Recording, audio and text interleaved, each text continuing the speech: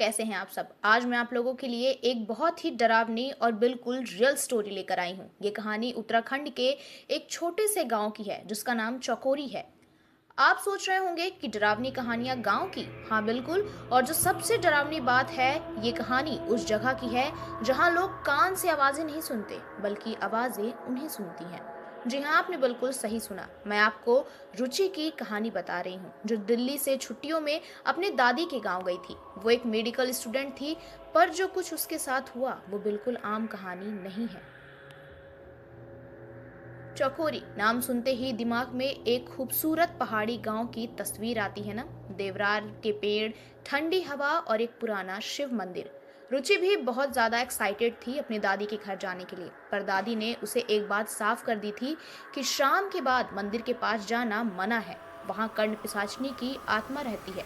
रुचि ने दादी की बात को मजाक में ले लिया, लेकिन फिर उसी रात जब रुचि मंदिर के पास से गुजर रही थी, उसने एक बुजुर्ग औरत को देखा।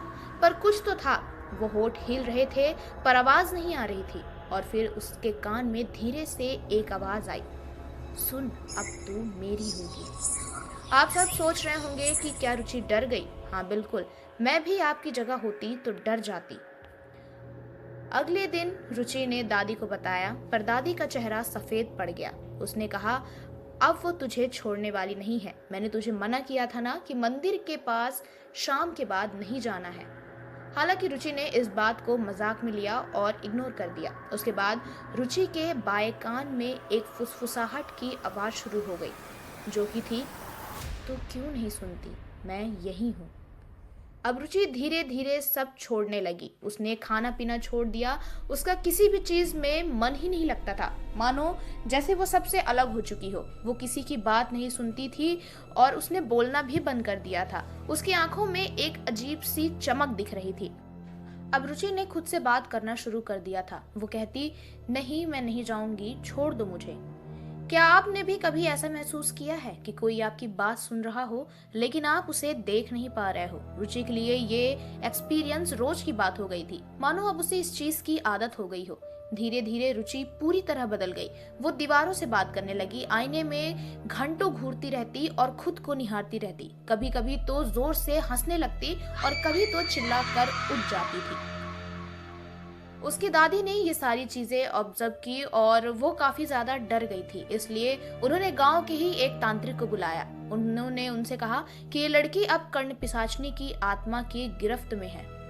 ये आत्मा एक नवविवाहित थी जिसे जिंदा जलाया गया था। उसका अंतिम शब्द था, सुनो। और अब वो पूरी अधूरी बात पूरी करना चाहती है। सोचिए, एक ऐसी आत्मा जो कान में फुसफुसाती है और धीरे धीरे आपके दिल और दिमाग पर कब्जा कर लेती है। बाबा की बातें सुनकर रुचि की दादी बहुत ज्यादा डर चुकी थी। वो यही सोच रही थी कि आखिर रुचि यहाँ क्यों आई और उस कर्ण पिशाचनी ने रुचि को ही अपना शिकार क्यों बना लिया। आखिर उसने उस शाम रुचि को उस मंदिर में जाने से क्यों नहीं रोका।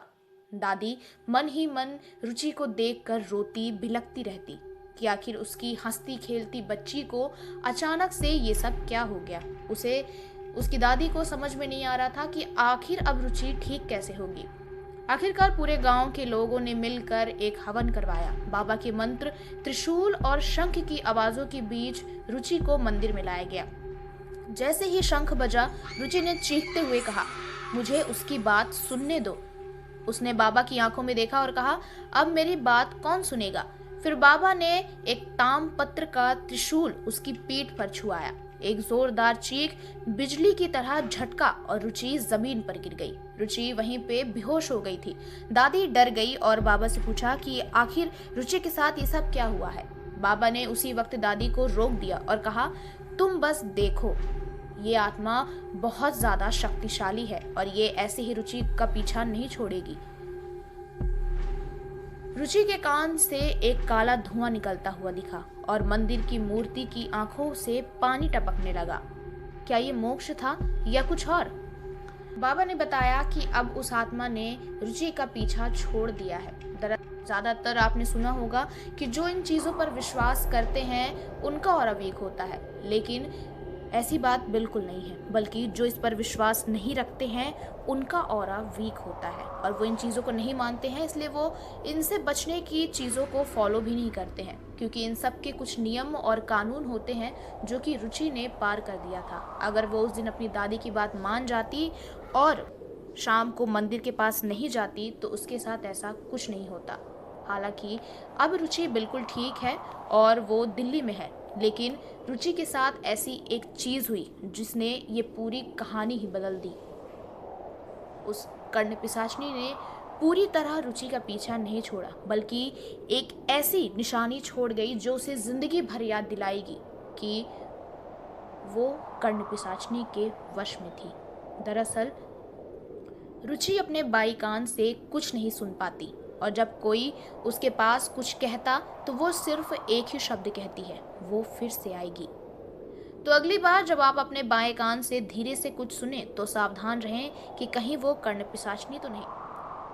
अगर आपको ये स्टोरी अच्छी लगी तो आप इसे अपने दोस्तों के साथ भी शेयर कर सकते हैं, और अगर आप अपनी स्टोरी हमारे साथ शेयर करना चाहते हैं और चाहते हैं कि हम बाकियों को आपकी स्टोरी बताएं, तो आप मुझे इंस्टाग्राम हैंडल पर डीएम करके अपनी स्टोरी भेज सकते हैं। That's it for today guys. अब मिलते हैं नेक्स्ट स्टोरी में।